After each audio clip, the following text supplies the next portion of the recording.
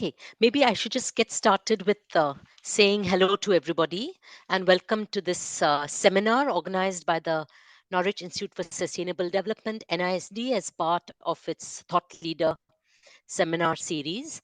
We're absolutely delighted to have today Professor Barbara Harriss-White, who's going to speak on why agricultural markets are not boring, how they're important and more than value chains. I think this is an area in which Barbara has worked for over 50 years, I think, starting in the 1970s. So I'm not going to introduce Barbara in a lot of detail. She warned me not to do a sort of Indian introduction, which could go on, but just to say that currently Barbara is Emeritus Professor of Development at Oxford, where she has been since 1987, actually when she moved from UEA and from Dev here after her PhD and working for a couple of years. She's worked on agricultural markets, on particularly rice and grain markets in South India for a long period of time, focusing particularly on the capitalist economy and corporate capital in shaping markets. But I think also sort of bringing in the nuance in terms of poverty, gender relations and gender bias, health and disability, caste, discrimination. And post her retirement in 2011, she's actually led an ESRC project, DFID project, on resources, greenhouse gas emissions, technology, and work in production and distribution systems around rice in India. So, despite retirement over 10 years ago, Barbara has remained very active. A very warm welcome to you, Barbara. We were hoping to have you personally in Norwich, which we still think that we will do, when you're in the next couple of months when you're able to travel again. So thanks so much for doing this. Over to you. So we'll have Barbara speaking as usual for about 30-35 minutes, and then we have time for questions and discussion. Thanks so much. Thank you very much, Nitya. And thank you very much, everybody at NISD. I had really wanted to be with you in person, but sometimes events contrive to prevent what one wants. May I share my screen? I've rehearsed it and I hope I don't fumble too much. Whenever you're ready, Barbara, thank you. Yeah, please go ahead. It's right at the back. I think I'm sharing it the wrong way around. Hang on. Let's go back to the beginning. It's quite useful to start at the beginning.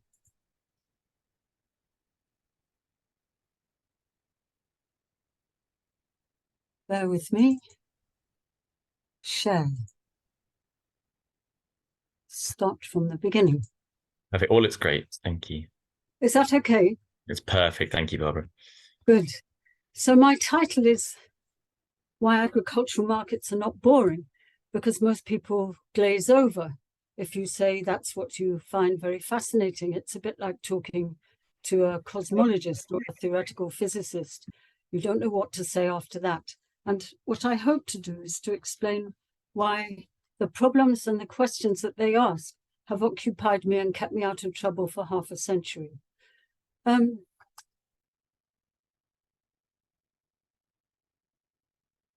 They're important, they're important just for sheer numbers of people involved in a country like India. And I should say at the start that my universe is India. So people whose universe is different may get up and go or just be a bit curious. But markets are the essential link between production and consumption, and they're a link which is often forgotten by economists. Production tends to dominate development theory, and official statistics tend to simplify markets to prices and gut the concept of markets from all its liveliness and all its institutions. There is no consensus, even in economics, which is a tyrannical kind of discipline, on how they can be studied. The anthropologist Clifford Geertz talked about theoretical diffusion. This is an area of theoretical diffusion in spades. Nor is there a consensus about their role. Most economists focus on the very important question of efficiency, but they tend to do it using prices without costs. And even in 1978, David Bateman, the agricultural economist, came to the conclusion that prices without costs are of little help and that we need accounts. But it is efficiency that two of the four methods that I'm going to talk about is most concerned. Certainly industrial organization applied to agriculture and value and supply chains. But markets are also a theatre of extraction of resources. If over time the farmer pays less for a given bundle of non-agricultural commodities, effectively he is being, resources are being extracted out of agriculture and moved to other sectors of the economy. And the study of that process is called the terms of trade. In addition, and very rarely, do we find markets themselves as sites of exploitation. Of course, the relationship between traders and farmers has been called exploitive for since time immemorial. But inside the markets, what we find in the small literature that records it is that the relationship between labor and profits, the total wages and profits called the distributive share, is moving toward profit and away from labor. So there's something going on in markets themselves, the post-harvest system, which is exploitive. Since 1969, I've talked to over 2,000 businessmen through a historical method through which I build pictures and sometimes try to make models of markets. I've visited the same places again and again, and I've also talked to bureaucrats and everybody involved in the formulation and the implementation of policies that pertain to markets. Now, before I actually go to markets, there are aspects of agriculture which are relevant to markets. There are some people who believe you can read markets off from the structure of agriculture, the holding distribution. I'm not one of them, but I used to be. There's no initial situation. We live with history, and markets and production are processes which are dynamic. And there are many, many trajectories and pathways of transformation in the South Asian countryside. Now, Krishna Bharadwaj, in famous papers in the 1980s, developed this dynamic relationship of exchange, the involvement of producers with markets. She theorized it from the perspective of production conditions, but she didn't actually examine market structures. And I'm going to stylize Krishna Bharadwaj's seminal paper further as a binary, because the binary is very useful to think with, whereas sort of fivefold, sevenfold classifications of the peasantry are not useful to think with. India is a nation of smallholders. And for the last century, agriculture has been miniaturized all the time. And it's also being feminized now. 50% of households own 3% of the land and get about 4,000 rupees a month. Now, if they're engaged in exchange, it's compulsive exchange. They don't have the liberty to choose how much or when they take to market. And they have persisted through at least a century of, I think, increasing debt. The debt is many multiples of their income. And their exchange relations, that is how they relate to the market, is indirectly controlled and has been well modeled by Baduri, by a triumvirate of moneylenders and traders and landlords. So the smallholders tend to be net purchasers. They have to sell after harvest to redeem debts, and they have to buy before harvest because they can't store enough to eat through the hungry season.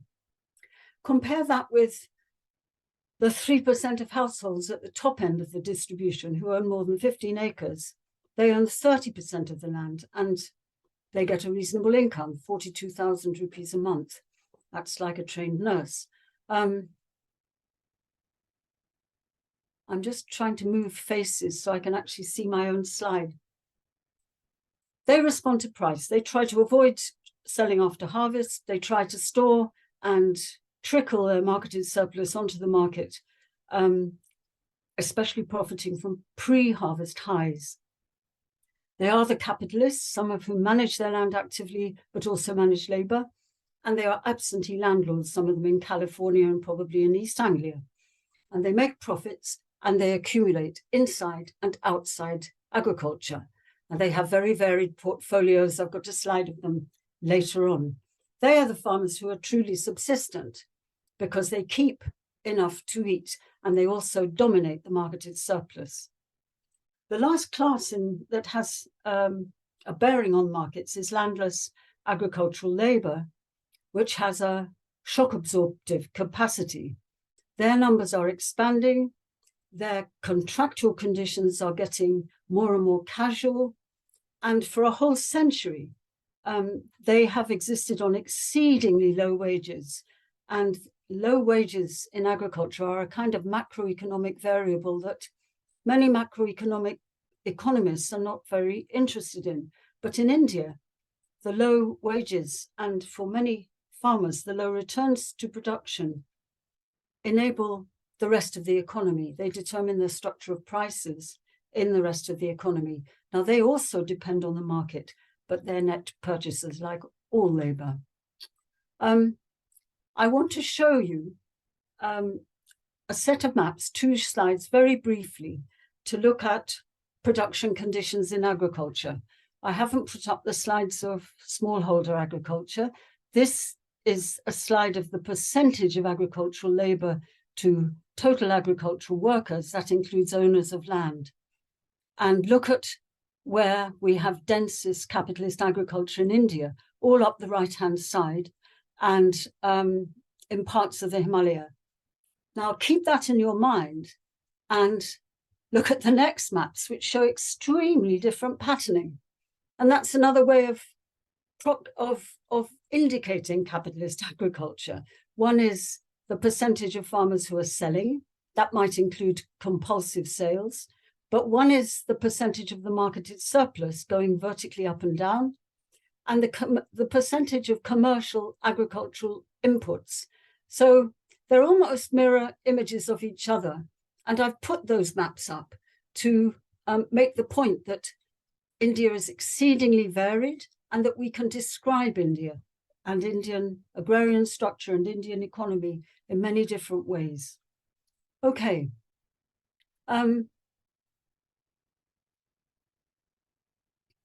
I can't see the top of my slide, which is difficult. Is this about agricultural markets? Can you see it? It says agriculture is unorganized stroke informal in official. Okay, this is the, sorry, excuse me, this is the point about informality. Because statistically, agriculture, except for plantations, is in the informal economy and all labour is in the informal economy. But it's actually a selective kind of informality. Some of it is registered. Land is registered, some credit is registered. Inputs, fertilizer, is usually available in official statistics and in the account books of fertilizer dealers. And extension and some information is monitored by the state. Electricity is monitored because it's free. So the electricity boards have a huge interest in knowing how much is used by agriculture. But not regulated and not registered are tenancies, all labour relations, most credit, a lot of extension and information, and commodity sales, which is why I've put this slide up. Commodities are regulated under 2 completely contradictory assumptions in India. The regulated markets, which featured in the farm laws protests, assume that markets are basically okay, and all one needs to do is tweak the first transaction between farmers and traders.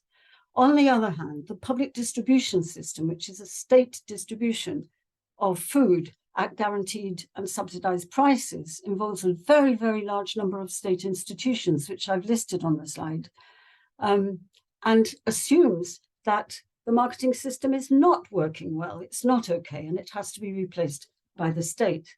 And the tension between the regulated market system and the state distribution system causes a lot of agricultural and mercantile politics. Okay, so now let's go to market, and I've got the right slide and I've got the right caption.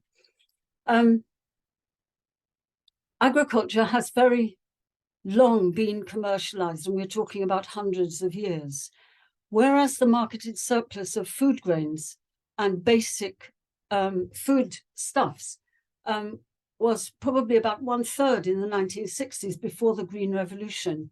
The latest figures I could get hold of suggest that it's over 70% of production. So, you know, in my working lifetime, it's been completely transformed.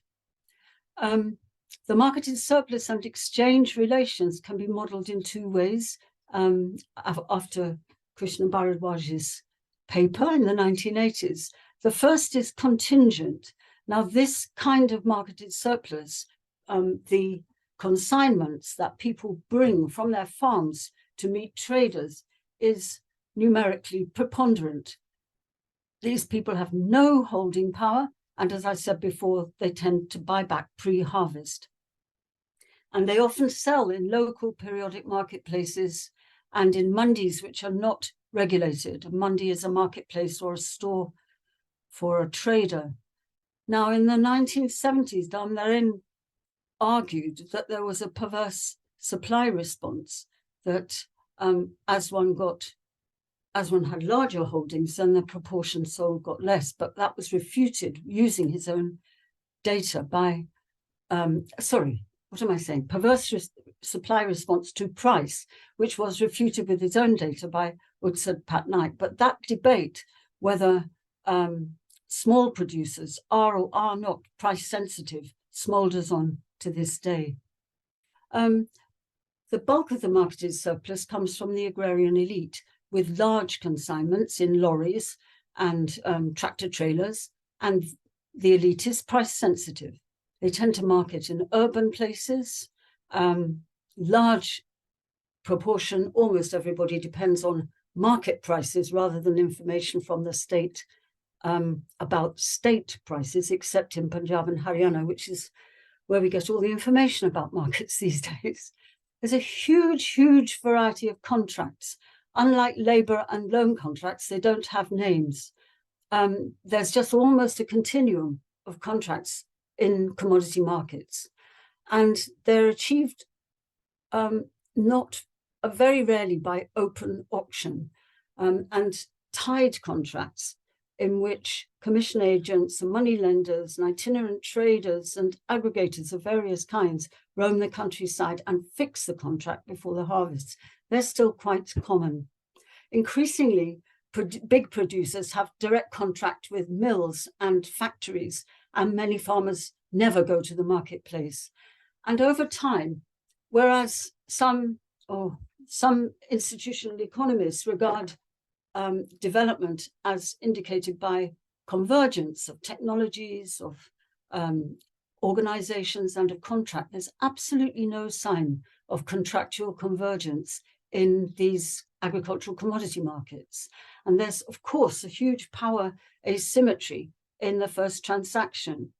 And what happens is that high prices tend to be retained in the post-harvest stages of the food system, and low prices tend to be passed on to producers. And there's also the practice of unsymmetrical payment, where a buyer may have to pay instantly, and or when they buy, they have to pay instantly, and when they sell, their repayment is delayed, in which they have to have more working capital than they would have to have if the payment periodicities were the same and symmetrical. So there's a lot of monkey business inside the marketing system. There's a very long history of agricultural markets, and a long set of debates from the study of the 17th century onwards about whether this relationship of asymmetrical power means that inside the market system, but also between the market system and production, the producers are really disguised wage labor. I feel that where producers have enough autonomy to determine their rates of return, they are not disguised wage labour, but that there is disguised wage labour in the relationship between traders and producers, I have no doubt. Markets are actually quite crowded. And again, there's a debate about whether the fact of crowding, the large numbers, means that markets are competitive and therefore efficient. And since the 60s at the least, there's been a long history of ideological conclusions from very fascinating data, which clearly indicates that large numbers of traders doesn't mean that markets are efficient.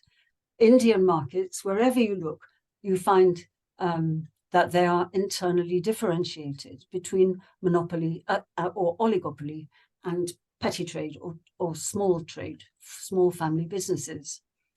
The oligopoly holds spatial monopolies. There may be individual spatial monopolies, but they're in command of long distance trade and of exports. The rice that we buy in supermarkets that's from more than one country is coming from this class. Their absolute profits increase with scale and possibly their rates of return as well. They're vilified, but they perform important activities. They store, they process, they transport, they lend money, and they mediate the long-distance trade contacts. Compare that with the very small family businesses. There are dozens and dozens and dozens for every one big business. They're localized, they're geared to net consumer markets, and they're not necessarily independent either of each other or of the oligopoly, because they're tied to these big merchants by the need for information, for contacts, for transport, for storage, for credit, and so on and so forth. So they're ubiquitous and persistent. However, over the last 10 years, since I stopped doing field work, 10 to 15 years, a new scale of merchants has entered, and these are corporates and foreign direct investors. This is long in the coming. Now, there is a critical explanation, which is that these days, a lot of these corporate companies, which have no experience in agriculture, are suffering from overborrowing and non-performing assets and low returns. And so they're eyeing agriculture very greedily and seeing that the degree of state regulation means that they will get secure and higher returns from agriculture than from industry or from finance. But it's not so simple, because by law, corporate activity is confined to inputs and commodities for export and not direct control over land. And it's not so simple also because there's been a long, long history of the corporate sector benefiting from state support. And I've got a very crowded slide, which I'm going to describe next very briefly. Imperial Tobacco since 2000 has set up a parallel market system, and Reliance, the Ambanis, are rapidly consolidating cold stores and vertical integration for fruit and veg. But the case study, which just don't blank out because I can explain this slide very quickly, is Adani. And Adani started about 25 years ago to build silos. And he then got a contract for the government, for the Food Corporation of India in 2003. And he then built silos for the government in a number of states over the next few years, along with other companies, not just Adani alone. He then went from grain silos, and they're big, to end-to-end logistics, including railways and including ports. And he then got port envy and has been buying up ports all over the world. Having invested in infrastructure, Adani is expanding in trade. So he didn't start trading until he'd built the infrastructure and was profiting for it. So this is a colossally different kind of marketing system and marketing capital from what I've been slaving away studying all these years. Now, this scale of capital faces the 75% of farmers with under 1 hectare, with a massive step change in what's already a huge power asymmetry. And the new scale of this capital has been encouraged to keep the structure of informal prices in the economy intact. The distributive shares continue to shift toward profit and adani and away from wages or returns to self-employed or petty producers. Now, this scale of capital also threatens the oligopoly that I was describing. And why don't they protest more? This is a mystery, and it's perhaps the reason is that it hasn't been researched. There's been a series of recent protests by them against supermarket retail, but not with the farmers against the farm laws and the wholesale market reforms. Now, it's possible that the nexus of local economic power that they represent is already sabotaging neoliberal policies in implementation. So the farm laws don't emasculate the intermediate classes. It's possible that they're all happy to be agents for the corporate scale of capital. It's possible that they've educated their sons and they're all in Silicon Valley, but we don't know what the answer is, why they've been passive in the face of a challenge from big capital that they ought to be up in arms about. Okay, so I don't think they're boring. I think they're important, but they're jolly hard to study. And let me just briefly go through the reasons. There are very few statistics on the categories that I've used so far in this talk and the categories we need to describe markets. In the census, markets, agricultural markets come under a category called trade, hotels, and restaurants. And this, because of lack of words and statistical categories and classifications, we tend to use prices. But prices, well, I could give a lecture on the problem of working with prices. 103 varieties of rice, people going out on Friday night, guessing from friendly traders, periodicities which average a week or a month, sometimes spot prices, but if spot prices, what time of the day, because prices wobble around during the day. Then merchants have a lot to hide about their own firms, and all the anthropologists whom I read in the 1960s described how non-cooperative they were and how much they lied. And I'm not going into this much here, but it is possible, especially through asking about their histories, people like to talk about their lives, to get a kind of two-way flow of interview in which they ask questions. I became an authority on love marriages and the royal family in getting data on costs and profits and prices. Then merchants have a lot to hide about the state and about their compliance with regulatory law and tax evasion. And the way to get around that is just to assume that they are beset by incentives to be corrupt and ask them what their problems are and what their ideas about policy reform are. And that breaks the ice. So far, I've talked about markets in terms of institutions, and this is not the only way to study them. And we are working in the 21st century in a moment of empiricism, which is driven by certain kinds of data and by technique.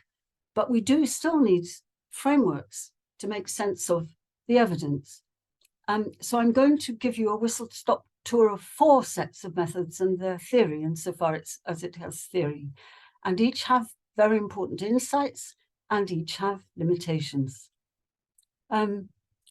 So the 4 that I'm going to talk about can be imaged in this way: a table which is looking at the first transaction between farmers and the market and is concerned with efficiency; a ladder, and here we have our value chains, and at the top is not a gutter but a supermarket, and the concern is about rent; a sponge, in which study of systems activities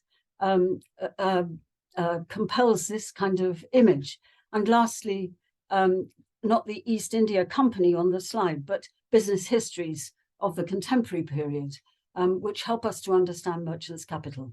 Okay, so firstly, the table. The table is also known in agricultural economics as structure, conduct, performance, and it's not much used these days, but it was used influentially when America was forming, USAID was forming all the policy for neoliberal structural adjustment and neoliberalism. So it has its huge importance in history, and it was foundational in Indian studies of markets by economists as well. So it came from industrial organization, a guy called Joe Baines, who was basically interested in what the impact of monopoly actually was on performance. But he has, I can't go through this because there's no time, but he has systematically sorted out what one needs to know about market structure and then market conduct, and then its impact on market performance. Note on the right under performance that price analysis isn't there, and rate of return and economic profit is the key indicator, whereas studies of markets in India and elsewhere in the developing world look at price. Okay, so the top paragraph is really summarizing what I just said, that these indicators from this theory of industrial organization indicate how competitive, how easy it is to enter, how competitive the sales transactions procedures are, and how competitive the market is. And of course, the implication is that if it is competitive, then the state doesn't have to intervene. So this was very alluring to people who were dreaming up structural adjustment. And the obsession, the focus, sorry, I shouldn't have said obsession, but the focus was allocative efficiency. And the problems are many. Structure and performance are only directly linked under perfect competition, which doesn't exist. And often researchers were tempted to extrapolate sheer numbers of traders to competitive conditions and then to efficiency. The horizontal conditions for the first transaction crush out all the vertical relations and the small firms I've already been talking about. And labor relations and exploitation are ignored, and so are banks and financial institutions and the monetary aspects of markets. So there is an obsession with inference from prices as signals for efficiency. And the concept that was used in the 60s and 70s and 80s was integration. A lot of quite fancy, sophisticated econometric methods have been developed, which Theo Palaskis and I reviewed in the JDS in 1993 for testing integration in the short run and in the long run. And when we used these methods, we found very dodgy results. We found that the markets in West Bengal were not long-run integrated. And the point is, this is a rotten slide for which I apologize, but often the tests for correlation or integration were between one market and another market. And what it was possible to show was that if you have data for one market, which is a major market, and a set of others, and you had the opportunity to transport between those markets, so we had data on transport costs, you could make very, very large profits from markets which were not actually very well integrated if all you used were correlation coefficients. Okay, so that's what I have to say about industrial organization applied to agriculture. The second method is the one in the title to this talk, so I'm just going to have a drink. And that is the ladder approach to the market. As you can see, the ladder approach is very beguiling, it's very logical. When it's called a value chain, it's each stage at which value is added. And so that tends to be the chosen method of economists. For a supply chain, a supply chain is each logistical step, physical step needed to enable a product to reach the consumer from the producer. So that tends to be business studies and management, and involves technology and studies of spatial networks, as well as social relations. Now, this is epistemologically very versatile, and it is the frame for core knowledge now. So it was Rafik Kaplinsky who pioneered this approach in development studies and reiterated what the commodity studies in the 1930s were observing for India, that agricultural markets involve a lot of transactions. And Raffi Kaplinsky then multiplied it up for the global scale and global value chains. Now, this method does require accounts. It does require a disaggregation of the distributive margin, which is the difference between the prices between the producer and the consumer. And that has implications for methods, because you can't sit in an air-conditioned office and examine prices. And as a subfield in development studies, it involved the scoping of rents, the calculation of rents, of profit over and above what might occur in competitive conditions at each stage of the ladder, indicating economies of scale. And the policy implication was always to do with grabbing rents and pushing them backwards towards the south, towards developing countries, and technological upgrading.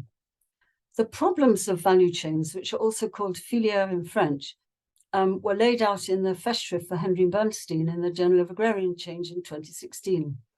Firstly, and they were laid out by several people because Henry uses this method. Firstly, is the problem of identifying the value chain, and that it is arbitrary, that it's a reductionist method for a vertical set of transactions, disembedded from their competitive context, if you like, the table shoved between each bit of the ladder, and also other non-market and non-state institutions. Then the archetypical firms are stylized, and all the mess that I've been describing so far is done away with. And then value chains arbitrarily close an open system, which is very difficult then for explaining the impact of multidimensional shocks, and also for state interventions, which also seem to be outside the system a lot of the time. In Henry's Festschrift, you see the problem.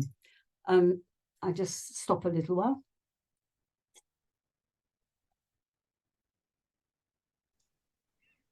Okay. The third method is less well developed, although the Food Systems Economics Commission is busy modeling it now.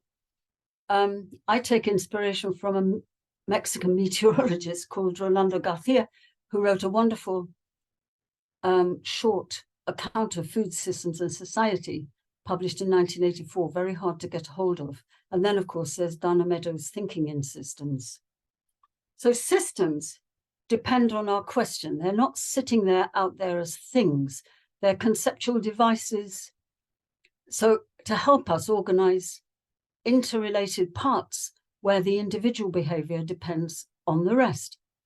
And system structure, so often put together as a set of elements, it has to be defined by relationships and processes, which almost precede the elements. The elements are the product of those processes.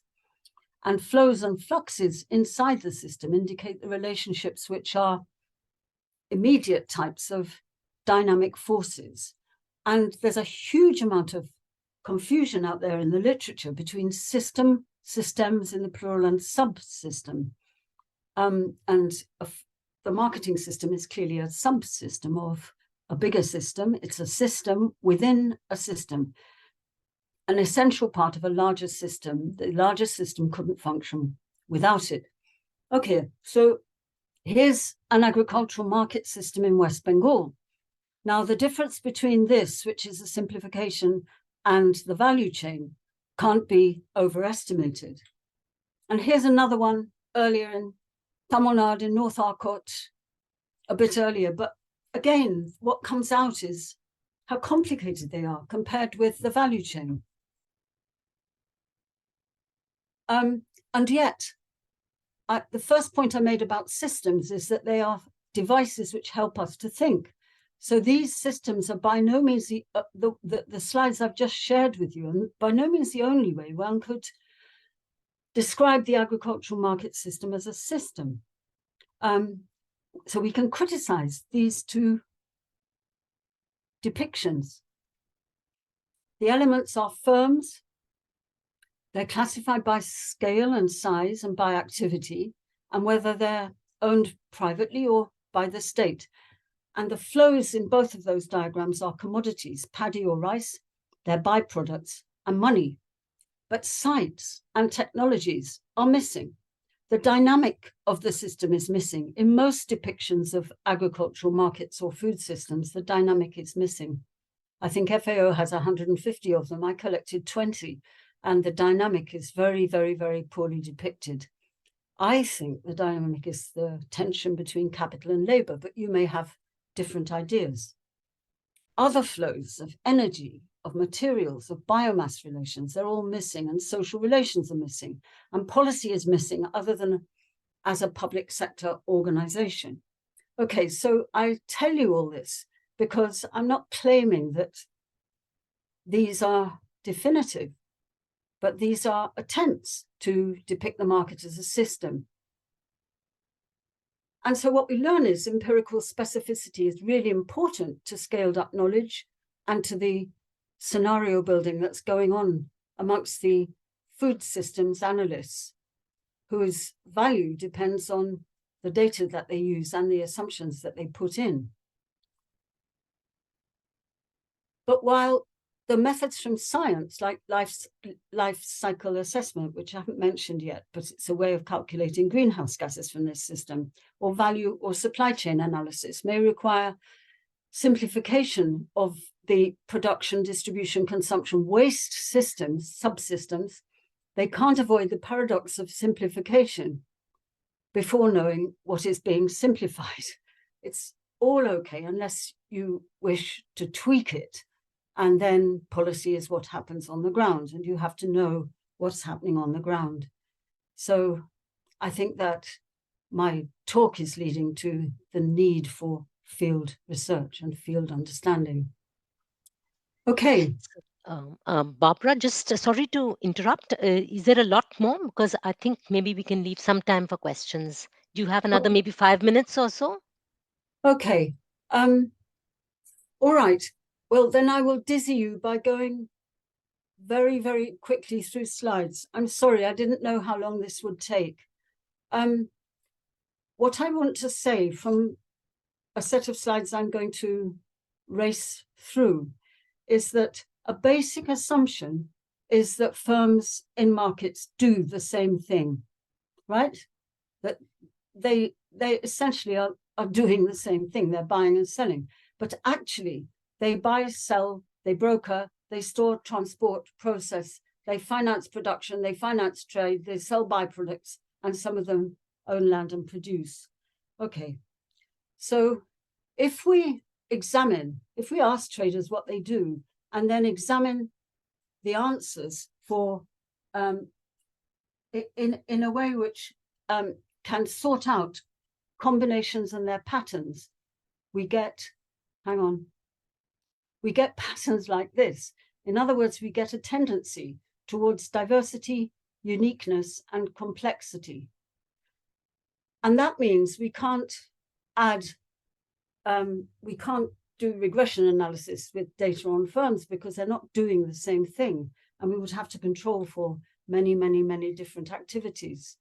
And why is this happening? And I think it may happen, as it were, as a legacy of branding, of loyalty and reputation before advertisement hit agricultural markets, which it has done to some extent, but not in these places. And then if a system is like a sponge with different shapes and sizes of holes, then a shock to the system doesn't knock out all the firms at once. It actually gives the marketing system a resilience. And I think that's a more important hunch about why this is. I'm also going to race through the final approach, which is from political economy, about merchants' capital and commercial capital. And the main point about this is, again, that whereas the great grandfather of theory, Marx, said merchants' capital is necessary but unproductive, what I've explained in this lecture is that it is productive. It transports, it produces the commodity in place, traders process, which changes the form of the commodity, and traders store, which produce the commodity over time. Yes, they may hoard and speculate, but they also have to store. A market has to have storage. So actual commercial capital, rather than the theory of merchants' capital, combines productive activity with unproductive and necessary activity. And the implication of that goes back to the big question about exploitation, and the answer that traders and moneylenders and merchants in markets may well be helping to form and to preserve small-scale agriculture in the countryside. Now I'm going to whiz through the next few slides because that is what I have been talking about. The last point I want to make, and I won't discuss the state because there isn't time, but the last point about markets is that, having discussed efficiency and exploitation, the last point is to discuss extraction of resources from agriculture to other sectors through agricultural markets. Now, the main way in which this has been analysed from Ashok Mitra in the 1970s, reprinted recently onwards, is through official prices. And there's a lot of debate about which official prices you use. If you use official government prices, you get one result. And if you use market prices, average for India, you get another one. And if you use local prices for agricultural and non-agricultural goods, you get other results. So the real terms of trade that affect real producers in real time are vary with season and class. And there have been very few analyses subsequent to a rash of analyses in the 1970s and 80s. And the most recent one I can find, which is Himanshu's in 2019, suggested that the terms of trade have been anti-agriculture since 2010, which means that resources are flowing out of agriculture, which may have inspired the farm law protests. However, having said that, which is macro level research, we can also ask traders what they do with their profits. So resources are being transferred between sectors through commercial profits and the investments that merchants and agricultural businessmen make. And Bodhe and Chattopadhyay in the 1960s called it micro conglomerate capital, because then and now it's characterized by many different uses, like property, shops, stocks and shares, fleets of trucks and lorries, and now colleges, educational institutions, supermarkets, and even cell phone outlets. And here are some images of the kind of thing that agricultural merchants invest in. Okay, I'm going to whiz through the state, I'm afraid, because there isn't enough time. This is my conclusion, that we're in an era when business school images of the firm, which is the corporate firm, are in sync with neoclassical economics, which trains the consultants, who are in sync with the corporates, eyeing agriculture for easy profits and to get to reduce the losses from non-performing assets and to benefit from tax evasion, and are in sync with the World Trade Organization. So what is to be done? Very little protection for farmers. There are many calls being made for the agri-food system, and we know from Karl Polanyi that whilst states don't need markets, markets have to have states. So there are reforms needed to land, to tenancy, to credit, to labor. In other words, there needs a holistic social ecosystem approach to policy. All markets need regulation. National regulated market laws need contesting and tweaking, and they need to be appropriate to the exchange conditions of small farmers. And I think India lacks a project for the small self-employed, which is the commonest form of livelihood generally, not just in agricultural markets.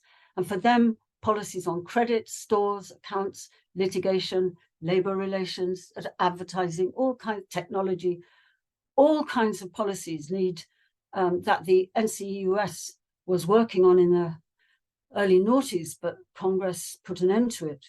The National Commission for Enterprises in the Unorganized Sector. And innovation in the market system, the way it's financed, away from cash transactions. But financial reforms can't exist on their own and will require these other reforms. Support prices ought to be a legal right everywhere and linked to minimum wages. And this is highly contested and there are a lot of debates. Less contested is the need for post-harvest infrastructure. That's where Mr. Adani and Mr. Ambani come in, especially for fruit and veg and perishables. But for marketplaces, for cold stores, for rural roads, people have been saying this since the 1960s. Co-ops and producer organizations generate countervailing power in production, but they're proving quite hard to replicate. The state, the first transaction, needs particular care. Again, this has been being said for a century. And the state system has to exist in this tension, which I described before, tension of different principles, if only as a buffer against increasingly common extreme events and for supplying people who are too poor to be well nourished from the markets. Academics always call for research, but even more need now, that there has never been more need than at the present time for research into actually existing markets rather than ideas about them from air-conditioned offices. Thank you for being patient with me. Thank you so much, Barbara, for this really whirlwind tour of the last sort of 50 years, summarizing the theoretical debates, but also actually the complexities and what's going on at present. I think it was so interesting. I didn't notice the time pass by as well. So it was really such an engaging lecture. I think we have about 10 minutes or so. So if anybody would like to ask a question or make a comment, I can see in the chat, Barbara, that one of our students is very keen to work on this topic of evaluating the economic dimensions of paddy rice budgeting in India. And he's asking if you can share uh, your insights. I'm sure, Satish, there's lots of articles and papers written by Barbara. So maybe you should start with a search. But maybe you should start by explaining to me what paddy rice budgeting is. Whose budget? Are you there? Can you explain? Satish, are you there? Do you want to quickly explain? Yeah. Hello, Yeah, Barbara. yeah, And briefly, thank you. yeah. So the government budget is investing on the procurement and logistics and processing. So if there can be the amendments can be done in a policy level, what could be the possibilities? So I'm looking the way in this way. So I would like to listen in this way. Okay, that's a very good topic. Yeah. I don't have a lot of insights, but I'd love to talk to you. I'd love to see your proposal and talk to you about it, because simulating policy, simulating the costs of policy, is done in a very rough and ready way by the current group of economic modelers of markets. I have an insight into that through something called the Food Systems Economics Commission. Mm-hmm. And I get very edgy about results which don't go into detail about the costs of different kinds of policy and how they're going to be met, because they have implications for taxation. And any department which is trying to get much more than last year's budget plus is going to face a lot of hostility. And for that, they need political backing. So the impulse behind this research, I think, is a very, very good one, and power to your elbow. Thank you. Steve. Yeah. And then Beriket after that. Thanks, Barbara. That was absolutely fantastic. You covered a huge amount of ground and you still left out a few slides. And I think you cover ground at a speed faster than most of us have got brain processing power. So trying to follow this is not easy for bears with small brains like me. Oh, come on. But let me make a couple of comments on this.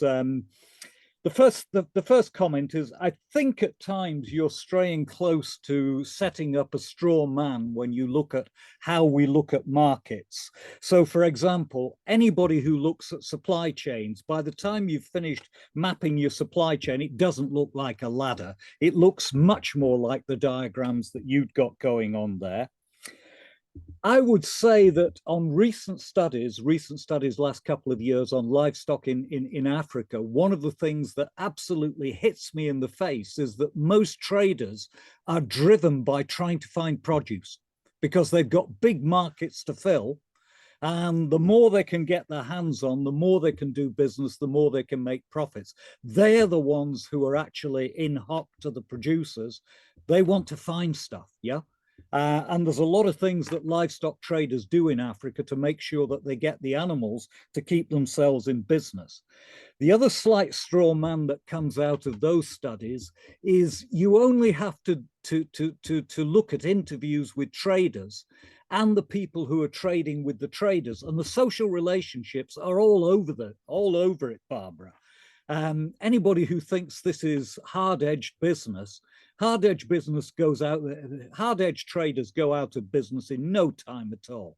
If you can't keep the farmers on your side, the herders on your side, you're almost certainly dead in the water. So that's just one set of comments. The other comment I would say is what we are seeing, despite any suspicions about how agricultural markets work, is that if we take the long term and we look across the globe, everywhere we see the falling real cost of agricultural produce on final markets to consumers. It's been the spectacular success of the human race over the last 150 years. 150 years ago, a kilo of flour could easily cost you $1 in modern things. Today, it will cost you a small fraction of that. And that's been a fantastic gain to everybody on the face of the earth. Now, it's not a fantastic gain to the poor old farmers, of course it isn't. But we know that unfortunately for farmers, you really have to keep advancing your productivity ahead of the prices. And a heck of a lot of farmers have managed to do that, which is why the prices have come down. So I'm much more optimistic about the way that marketing and agricultural markets work in the aggregate and over the long term, because over the long term, I can only see benefits being delivered. A couple of observations. Thank you so much, Steve. Barbara, would you like to respond, or Yeah. should I pass on to Beriket for Why his don't we question? have Beriket, because you might run Yeah. out of, there's only Yeah. 2 minutes left by my clock. That's fine. Beriket. Okay, thank you very much, Barbara. If you Hi. remember me. Yes, I do. Yeah, it's really nice to see you after a very long time. Barbara was my supervisor when I did my master, something like, I think 30 years ago. 30 years, yeah, 30 years ago. When you talked about the sort of the different conceptual frameworks to understand agricultural markets, so we have different options which probably capture different aspects of the important aspects of agricultural markets. So in terms of understanding that, my question is mainly related in terms of research. You know that one of the current big trends that came with advancing computer science is the big data and machine learning and artificial intelligence. So I'm wondering whether, I know you are not an expert in that area, but I'm wondering what your opinion is in terms of, essentially when you employ machine learning, you basically are not driven by an a priori theory. You are trying to find patterns within the data. So Yes. given the fact that we have now more spatially related information that can be gathered from mobile phones, from GIS information, and the fact that we are dealing at this very complicated. Do you think there is a good chance that machine learning and artificial intelligence can improve our understanding of agricultural markets? Thanks. Thanks so much, Beriket. Me And too. Barbara, there's just two small comments that are in the chat. So I'll read those out as well and then hand over the mic to you. So there's one, Stephen Samuel Kirby, who's saying, I'm wondering, does the microcredit boom in India play a role in keeping agricultural firms small in scale?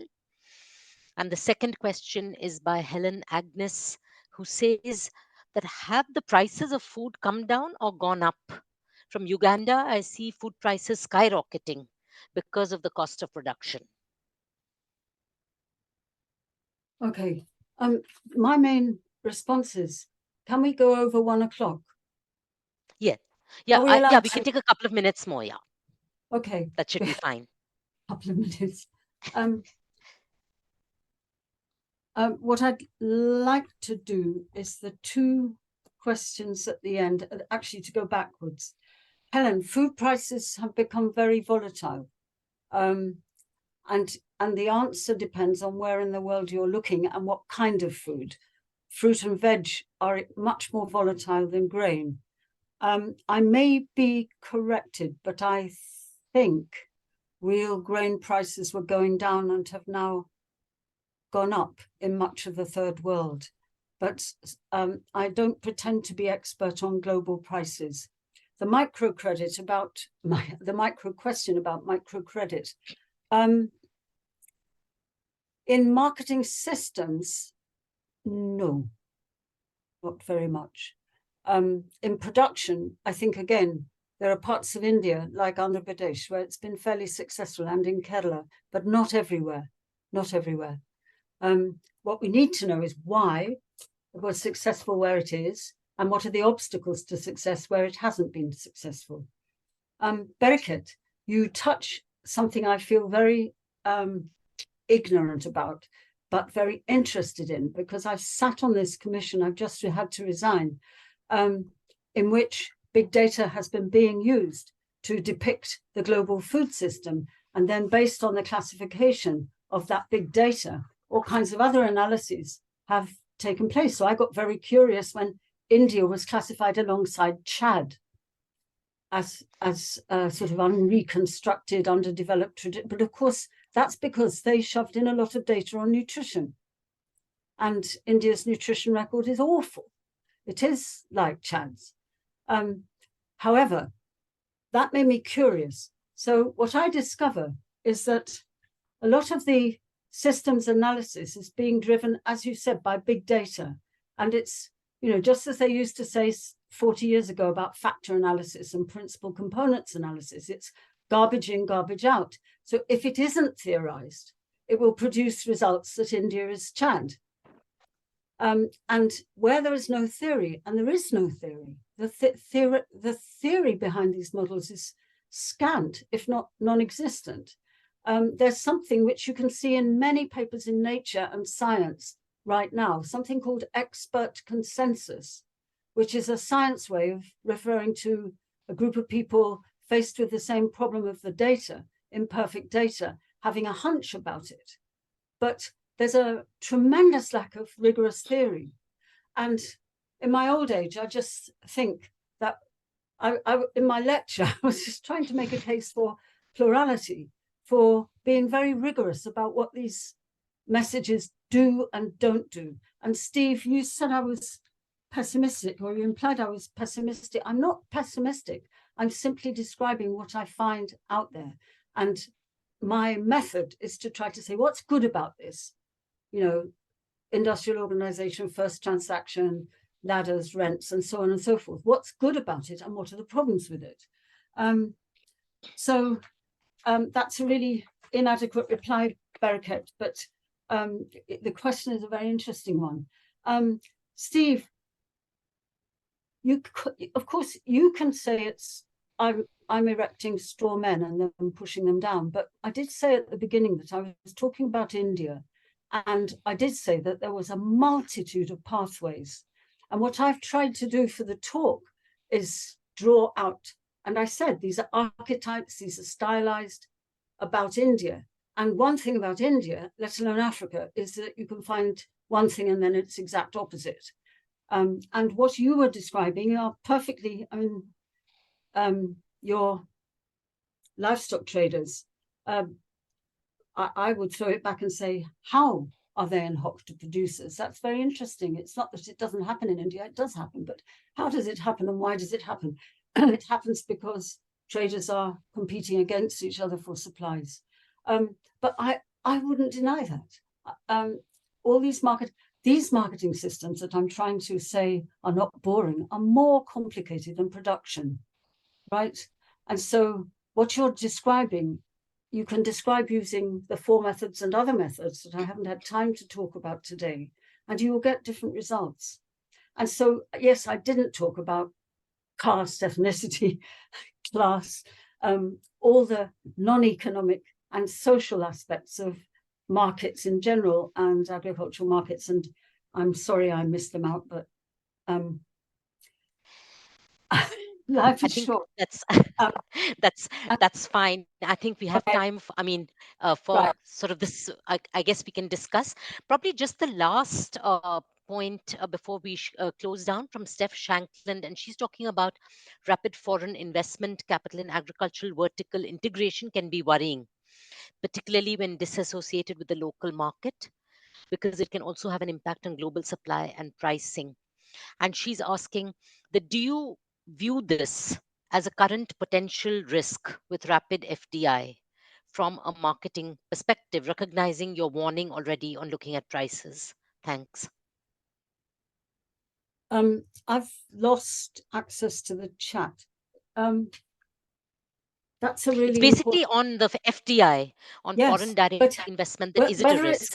Yes, whether it's on FDI or whether it's Indian national capital, which is very bolted into FDI, I think the answer is the same, that the theory, the reason why farmers go on year-long protests and many people lost their lives is that this capital will come to dominate production. It will dominate it not necessarily through grabbing land, although it does grab land in large parts of the South. It will dominate it through credit and through pre-harvest contracts on adverse terms. And this got people very, very worried. And the Indian government capitulated. I think there's more than one cause for that, but that was hailed as the most successful farmers' protests in the history of the world. So the impact on local markets is feared to be adverse. But we studied corporate capital and looked back up the value chain from supermarkets in Madras, Chennai, back into Tamil Nadu rural countryside. And what we discovered was that actually there was a stage at which they wouldn't venture. And the reason was that the knowledge that was needed to deal with hundreds of thousands of farmers with small consignments and desperate and non-desperate needs for credit was something that the corporates didn't want to do themselves. So the corporates were at that stage that we did fieldwork, which is 5, 6, 7 years ago. They were very, very reluctant and they didn't. So there was a new class of aggregators and brokers between the big mills and the retail, the supermarket retail. But actually what people now call mom and pop stores, the small rice retail, and the system out in the countryside and in small market towns was not being affected by corporate capital. However, if they were allowed to buy land, that would be different. That would be different. Yeah. Thanks so much, Barbara. Clearly, there's lots of questions, and I think this has been such an interesting talk because it's provoked a lot of discussion and a lot of thinking. I think, as I said at the start, we would love to have you over sometime next year for an in-person meeting and chat and carrying forward some of these discussions. But thank you very much for this wonderful, stimulating talk. And thanks to everybody for your participation, your questions, comments, and for attending. So thanks, everybody. I think we have to close now because probably they need the Zoom for something else. Thank you. Thank you. Thank you all. Thank you.